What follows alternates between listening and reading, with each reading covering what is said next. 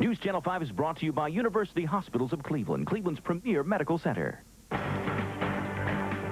First in Ohio, News Channel 5. This is News Channel 5 at 11. A tidal wave of violent crime hits Northeast Ohio, and tonight area business owners are on alert. The most recent, a convenience store robbery that turned fatal. News Channel 5's Corrine Winter now shows us why some people are turning up the heat on their safety. Packing heat on the job. For some local convenience store clerks, it's now a matter of survival.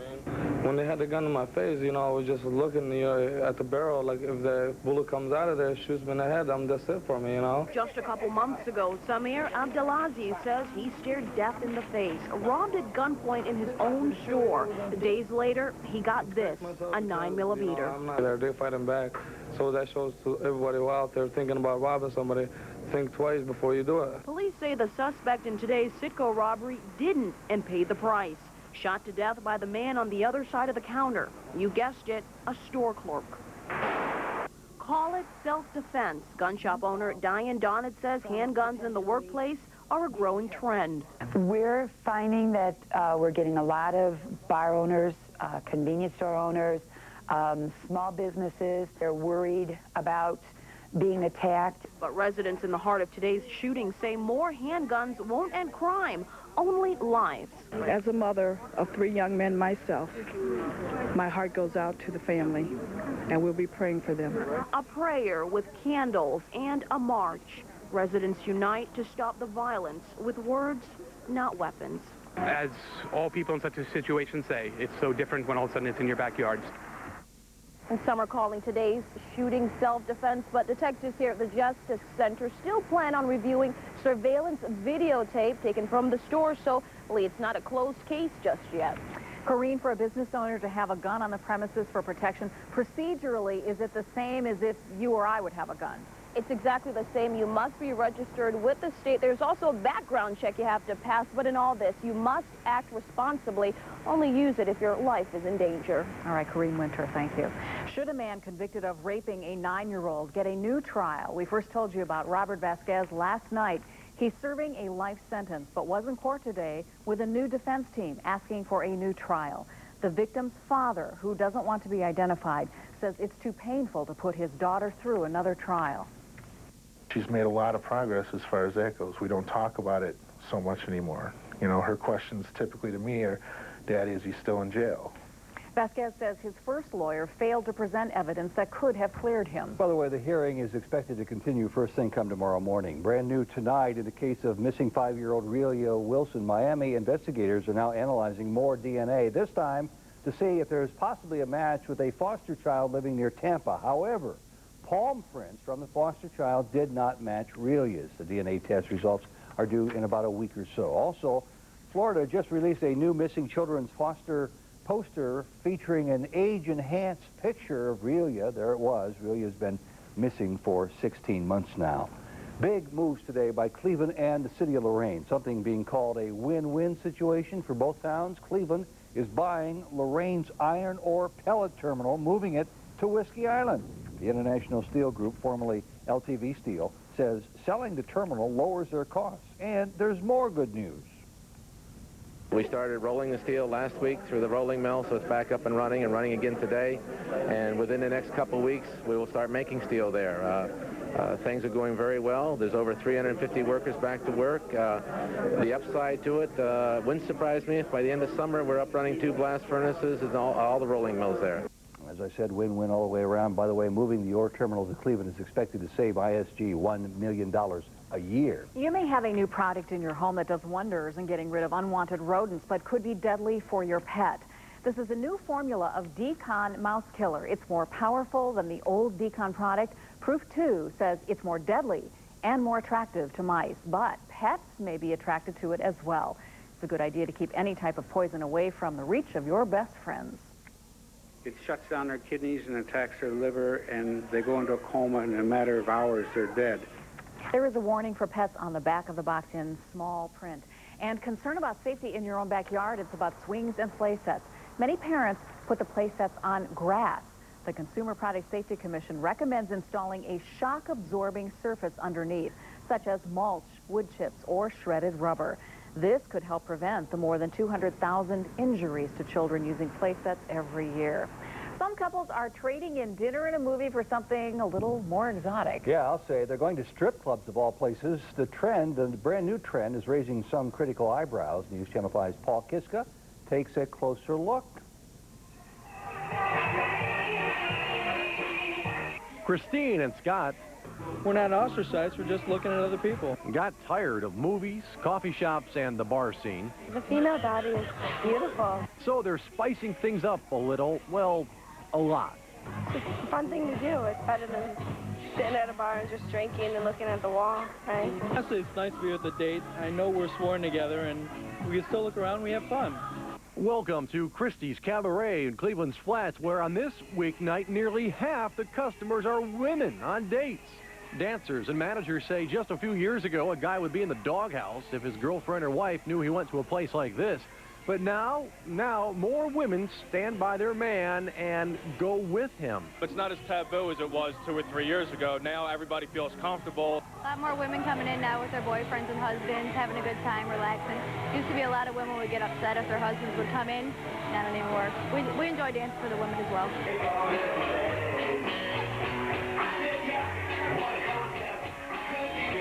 Steph admits she felt awkward the first time her boyfriend Michael brought her here, but not anymore, as you can see. And what if Michael tried to get a phone number or two? If he does, that's his loss, not mine. I just joking. A lot of my friends now, since we've been coming, come down here. They're like, where are you going tonight? We're going to Christie's, we're going to have a few drinks, and then we're going to go to a club. Well, now after doing some research here at Christie's Cabaret one night recently, there were about 100 people inside. 40 of them were actually women. Now, one reason for this trend, it appears that more women are actually throwing their fiancé's bachelor party. They say they feel more in control instead of having their buddies throw the bachelor party. Lee? Okay, Paul, thank you very much for that report. President Bush and the Republican Party are at the center of a big controversy tonight. This involves the president's actions following the September terror attacks and his trip to Ground Zero. The Republican Party is using pictures from that trip as part of a set given to anyone who donates $150 or more. Democrats called a fundraising technique grotesque. The White House says the pictures represent the president doing his job. Tonight, in the war on terror, concern the space shuttle could be a target. NASA is reviewing the worst-case scenarios for the shuttle's launch on July 19th, and the U.S. is hiring more Border Patrol guards and making passports tamper-proof. President Bush signed the bill into law, saying the U.S. is not a fortress, but borders must be more secure. Get to talk about us now, the media. You know, the media asks, or tries at least to ask the tough questions in interviews every single day of the year. But tonight, at the Rock and Roll Hall of Fame, the tables were turned on us. ABC's World News Tonight anchor Peter Jennings served as moderator for a town hall special called Ask the Media. Exactly what do people want to know? Well, the audience put the media on the spot at tonight's town hall, firing off questions and demanding answers. A hot topic? Story selection. So how is it that it's picked? What do you choose? Isn't it in a conflict like this one a good thing to show the moderates, to bring about the peaceful people? Unfortunately, we get this complaint a lot, and I think it's a valid complaint. The problem is that we can't be everywhere and we can't know everything. And we tell people in Akron when they call us and say, why didn't you cover this? We're like, we didn't know. Honestly, we just simply cannot know everything that's going on. And we try so hard for that balance, and we're looking for good news. But it is, as Mr. Jennings says, the people who are extreme, who seem to get the coverage and know where to go to get it. And a question was raised tonight about continuing coverage of Imam Fawaz Damra. I wanted to know why that he was breaking news for over 2 months over the media, and all that he said was taken out of context, and they were ignoring a lot of the services that he's made to our community. It was a story covered as new information surfaced, including the Imam's apology. And as for fair coverage... We also showed people who were in support of him, and that's why the story was such a shock when the videotape came to light. And we went and got comments from those who, from various faiths, who had shown support, and we talked about why they showed support. So I think we were balanced in coverage throughout the media. So, how did we do? I think it's still a work in progress. I think that there was a real effort to give some honest answers and a real effort to give some honest opinions from the people who were there. At times it was an electrifying evening. Overall, it was very good. By the way, this programming note, the showing of Jeopardy that was supposed to air tonight in that time slot will air instead right here on News Channel 5 tomorrow evening at 7:30.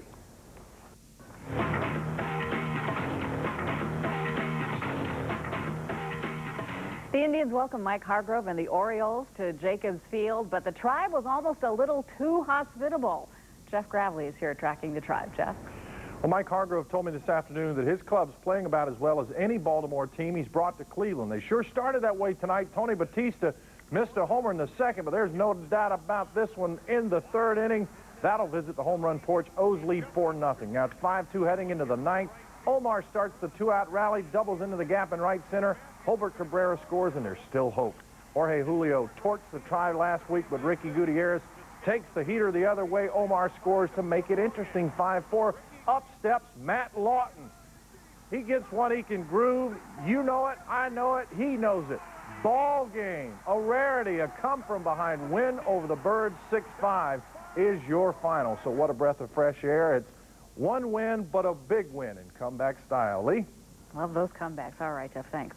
The birth of a couple's first child is raising tensions between them and their church.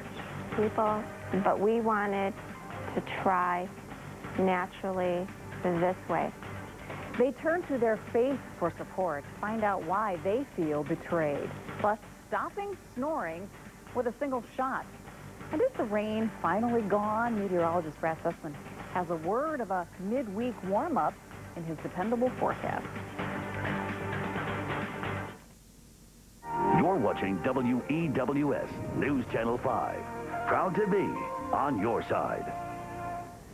It happens in the middle of the night. Your partner in bed gives you a shove so you can stop snoring. Sound familiar? You've tried everything to stop the noise. Listen to this stuff. How about a shot, huh? Doctors inject a drug, a hardening agent called sodium tetradicyl, or snorplasty. When it's injected into the back of the throat, it causes the circulation into the area to diminish or lessen, and the tissues actually stiffen, and the fluttering noise diminishes and goes away. The injection is just for people with mild to severe snoring, but you have to get a physical evaluation first. By the way, the government designed this stuff worrying that loud snoring in the battlefield and in submarines threaten military security. They're a loving husband and wife, expecting their first child, but it's how their baby was conceived that's creating a battle between a child they've prayed for and the church they grew up in.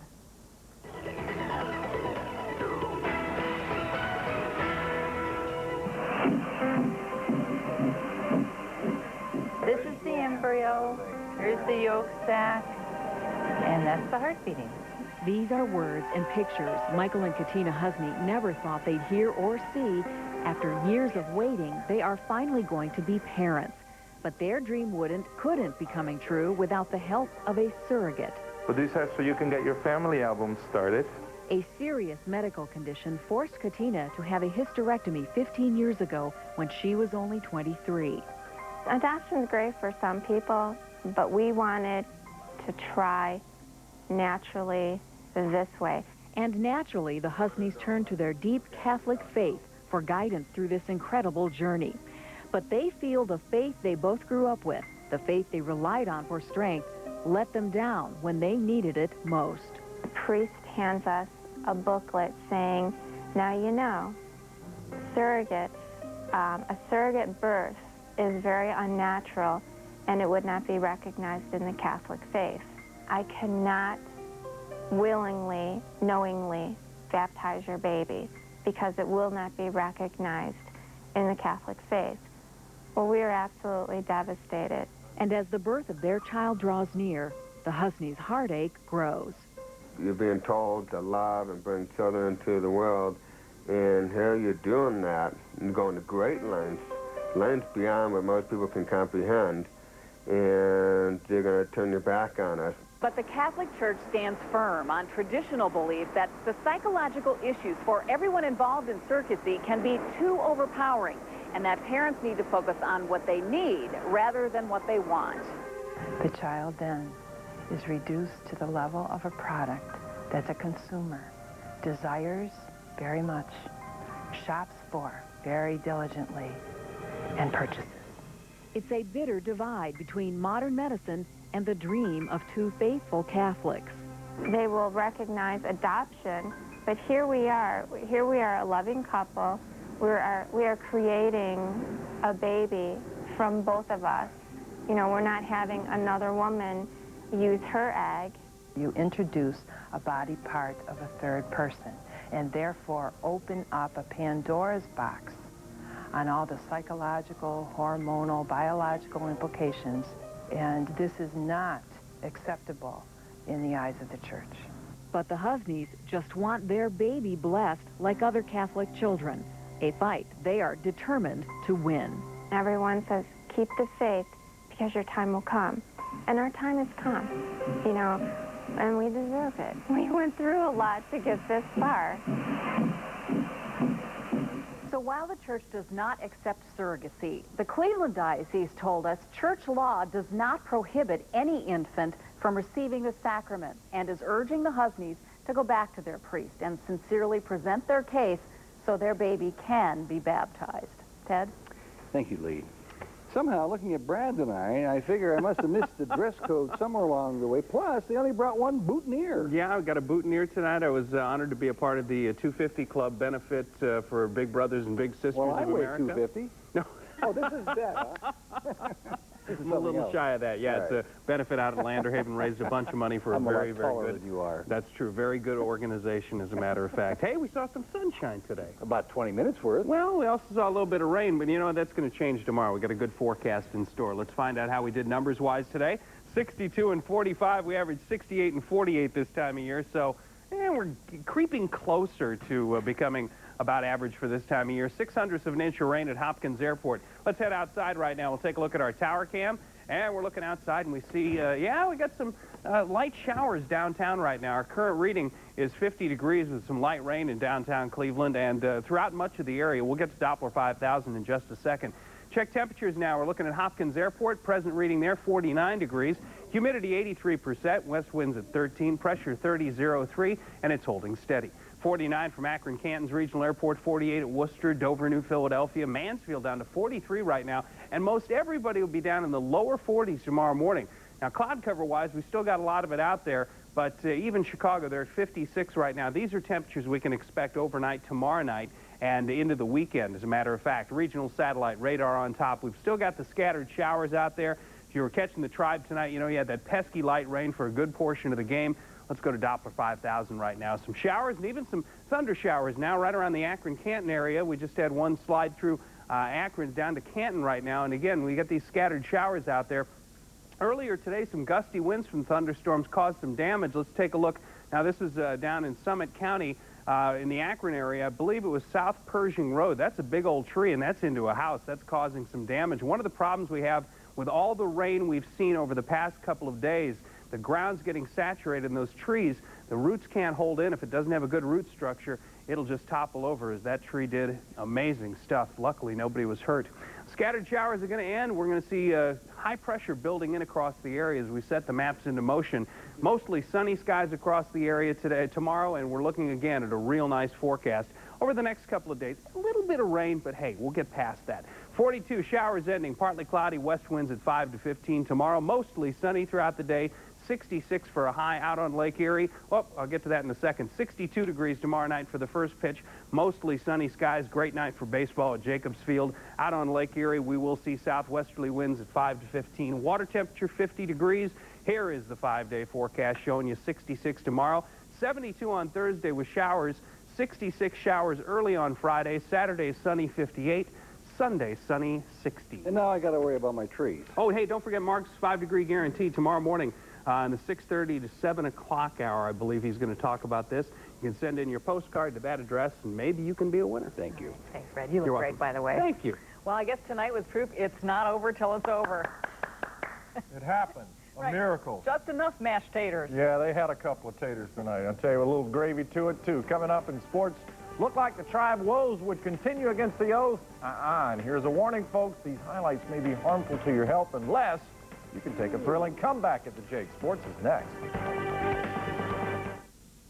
Travis Fryman missed tonight's game with tendonitis in his right bicep. He had a cortisone shot and is going to miss the next 3 to 5 days. Outfielder Bruce Avon called up from Buffalo to help a sagging offense, but he wasn't in the lineup. Danny Baez runs into trouble, actually walks into it in the second with 2 freebies, a sac fly ground out, and that single by Jerry Hairston adds up to 3 Baltimore runs. Omar has the answer leading off the home half of the third. Is O having a year or what? Number 5 on the year. He had 2 last season. Birds led 4-1. The Indians scratched 1 in the 6th. Then in the 9th, Omar starts a 2-out rally, doubles in Cabrera to make it 5-3. Next batter, Ricky Gutierrez. Nice piece of hitting, staying with the pitch and taking it the opposite way to score. Oh, it's 5-4. Then Matt Lawton standing up and representing. Matty Law is into this ball game. A 2-run walk-off homer. The Indians rally 6-5 over the Birds. Early in the season, we were able to come back and score 1 or 2, but tonight I think we were down by 3, and was able to do a lot of things with 2 outs, and it was a good win for us. You know, we've been struggling to score runs, and you know, tonight was really fun out there. That was Matt Lawton, a very popular guy tonight. Twins lead the Central by 5, and the Royals will be in town Friday. Chuck Knobloch ties the game in the first at bat. That'll sail away into the seats. They score 2 in the second, 1 on a gift from Matt Kenny. The Royals were closing in on the Tribe. They stay at 4 games after tonight's 8-1 win over the Twins. The Tribe trails the Twins by 4. NBA playoffs, the Central Division champion Pistons, 1 loss away from calling it a year. They have to hold serve at home tonight against the Celtics, but Jerry Stackhouse just 3 of 18. Kendi Anderson lighting the fire, wishing and swishing for 17. Paul Pierce, is this sweet or what? Scores 18, 5 Celtics hit double figures, and it's a Boston closeout. Boston 90 and the Pistons 81. That series is over. Coming up, a word from Dwight Clark on his tenure here in Cleveland. But first, Game 7, Ottawa and Toronto. Winner take all, and it's Alexander Mogilny netting a pair. Cujo and the Leafs blank Ottawa 3-0. Toronto opens the Eastern Finals Thursday night against the Kings. Dwight Clark made a few public statements today. One, thanking you for being such avid football fans. He also appreciated getting the chance to work with the Browns, but he just didn't like his diminished role with the club. So it was time to go, albeit before accomplishing his ultimate goal. We didn't win a championship, and that's what I was hoping we would do, and we didn't do that. So I don't know that you can say there was a great accomplishment. I think a major accomplishment was helping to get the organization up and running in a really short period of time. He did do that. Hey, trivia question tonight. What local college is the alma mater of Don Shula? First caller, 578-1000. Win a big pie. I knew the answer, and I didn't blab it. Really? I'm sorry you're not a winner, though. No, I knew the answer. No pizza for you. No. Here's the question. Here's the answer. Brian from Concord is our winner. We'll be back in a minute. Lee, the last word is yours. We've passed the Vitality Challenge. Huh? That's why we're still here. Have a good night, everybody. Nightline is next. Glad to hear that news. Good night.